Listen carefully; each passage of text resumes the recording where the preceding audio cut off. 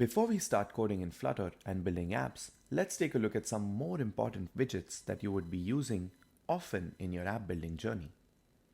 A container widget is used as a convenience widget. This means that it is used to hold other widgets inside it and position them in a certain way. Let's say we have a button, but you see how that button is placed on the top left by default? We want to center this button, and for that, we could use a container. In this case, the button widget would be the child of the container widget. Not just that, a container widget can be used to add a padding, border, and margin around the button. We will learn more about paddings, borders, and margins in the coming videos. Finally, containers are mainly used for centering other widgets, adding margins, paddings, and borders around them. Columns are widgets that allow you to stack other widgets on top of each other or in a vertical fashion. Just like that, you can position any kind of a widget in Flutter on another.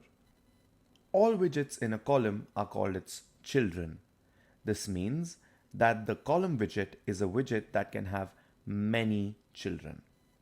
Similarly, rows are widgets that allow you to position widgets beside each other or in a horizontal fashion.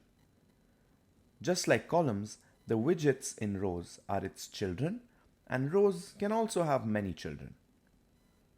A combination of rows and columns can exist on the same screen of your app.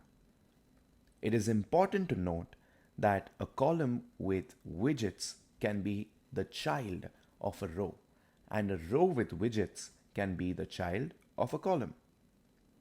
As an example, from the screen that we pulled out of Dribble, we can observe that the numbers are a combination of rows within a column.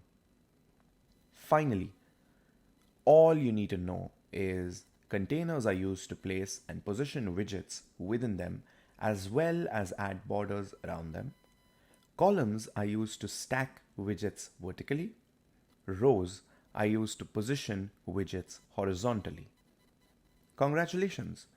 You now know about some of the fundamental widgets in Flutter that you would be using often while developing your apps. We're almost set to start coding now. I will see you in the next section where we set up our app development environment.